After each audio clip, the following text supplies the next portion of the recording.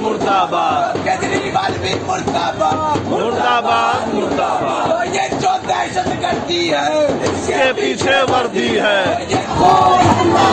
Genocide नहीं चलेगा,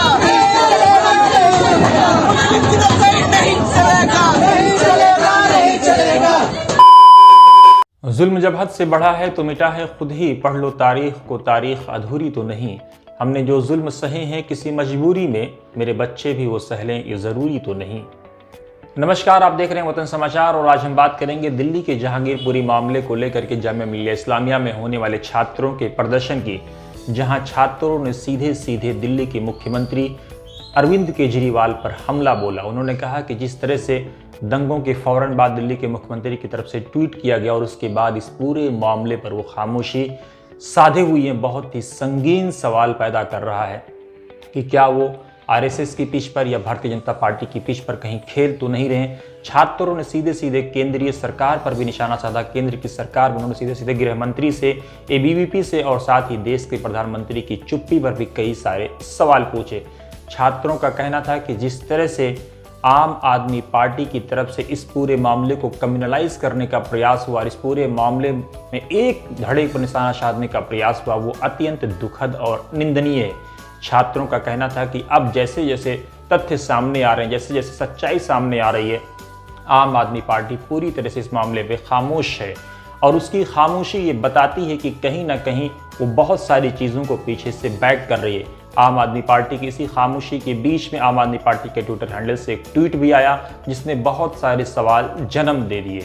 आम आदमी पार्टी के ट्विटर हैंडल से कहा गया कि भारतीय जनता पार्टी बांग्लादेशियों और रोहिंग्या के लोगों को देश के अलग अलग कोनों में बसा करके उनके जरिए से दंगे करा रही है।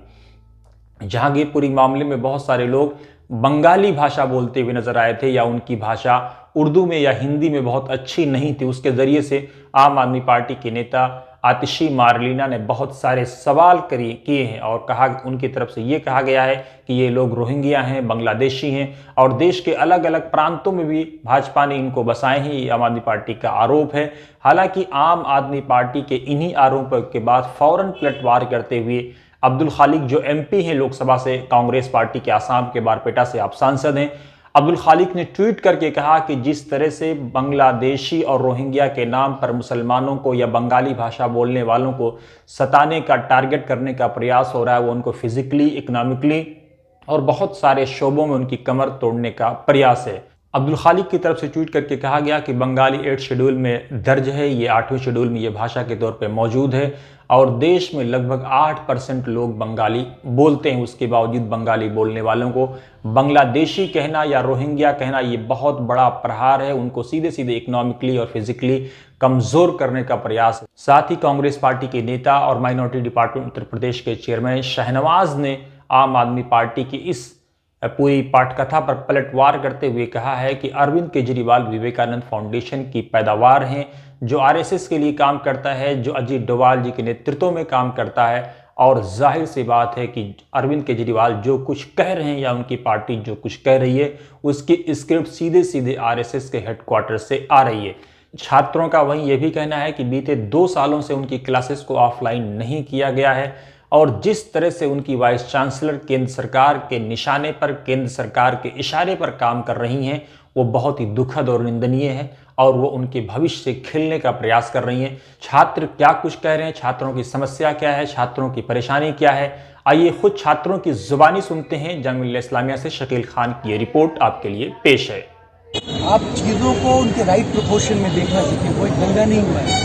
मुस्लिम इलाके में रामनवमी यात्रा निकली और वहाँ पर हैकल किया गया मुसलमानों को, जिस तरह पूरे इंडिया में बार बार किया गया है। उस पर मुसलमानों ने रेजिस्ट किया और उस रेजिस्टेंस के खिलाफ मुसलमानों की पूरी बत्ती उजाड़ दी गई है। ये एंटी मुस्लिम प्रोग्राम की एक झलक है जो 2002 से लेकर आज तक जारी है और वही लोग इसको रूल कर रहे हैं जो 2002 में कर रहे थे और आज भी कर रहे हैं। 2 साल ऑनलाइन नजमा अख्तर को झेल सकते हैं तो कपड़ा धो सकते हैं। प्लीज बैठिए।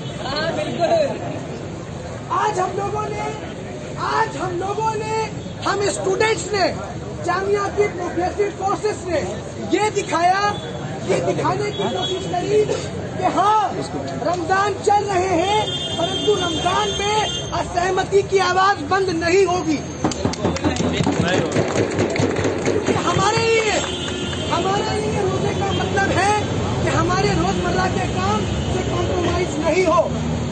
के दौर में ये काम मुसलमानों के लिए रोजमर्रा का काम है, बिकॉज हम एवरी डे उस एक्सक्लूजन को जीते हैं, हम एवरी डे उस इस्लामोफोबिया को जीते हैं, और हम एवरी डे उन स्लर्स को झेलते हैं जो हमारे ऊपर दिए जाते हैं। वो स्लर्स क्या है? वो स्लर्स ये है, एक जमाने से जो चलते आ रहे हैं, इनकी यहाँ बच्चे बहुत होते हैं, इनकी यहाँ शिक्षा का स्तर कम होता है। अगर कोई सीरमपुर से है तो दिल्ली की मेट्रो कहीं नहीं बोलेगी, सीरमपुर पे दिल्ली की मेट्रो बोलेगी कि जेब कचरों से सावधान रहें। तो हम लोग स्टूडेंट्स, मैं बार बार इस बात को बोलता हूँ, बहुत सारे छात्र, बहुत सारे स्टूडेंट्स यूनिवर्सिटी तक नहीं आ सकते। हम लोग आए हैं, we are privilege enough, we are here, we are privilege enough to raise the issue of innocent Muslims जिनके ऊपर बुलडोजर चलाए गए। कहाँ है वो लीडर जो हाथरस पे गए थे? कहाँ है वो लीडर जिनको हाथरस जाने के ऊपर जमीन में गिरा के मारा गया था? Where is mister Rahul Gandhi? ये क्यों नहीं थे? ये सवाल केजरीवाल से भी है, ये सवाल राहुल गांधी से भी है, लेकिन उससे सबसे बड़ा सवाल हमारे आसपास हमारे साथ बैठने वालों से है, जो हमारे साथ उठ बैठ रहे हैं और हमारे लिए नहीं बोल रहे हैं, खुद को इलाही बताते हैं लेकिन हक की बात के लिए खड़े नहीं हो रहे हैं। मुत्तहिद होकर उनसे सवाल करना है हम सबको। कल जो भी हुआ वो लॉ के तहत उन लोगों ने अक्यूज राइटर्स को, एलिजेड राइटर्स के घरों को इस तरह से पकड़ा है ये कह के कि उनकी प्रॉपर्टी इलीगल है। तो यहाँ पे मैं थोड़ा सा वो व्यू पॉइंट देना चाहूंगी दूसरे तरीके से कि जब भी किसी भी प्रॉपर्टी को तोड़ा जाता है, किसी भी बेसिस पे एमसीडी तोड़ता है, तो उसको पहले 30 दिन या 20 दिन पहले प्रायर नोटिस दिया जाता है। उनको 2 घंटे पहले भी नोटिस नहीं दिया गया। और जहाँ तक वेंडर्स की बात आ जाती है, शॉप्स की बात आती है, स्टॉल्स की बात आती है, हॉटल्स की बात आती है, तो उनको भी 20 दिन पहले नोटिस दिया जाता है कि आपकी प्रॉपर्टी को लीगल है, उसको डिमोलिश किया जाएगा। वो और अगर हम उसकी बात करें सुप्रीम कोर्ट की रूलिंग की, तो Hawking is the right, is the fundamental right of a person in Delhi.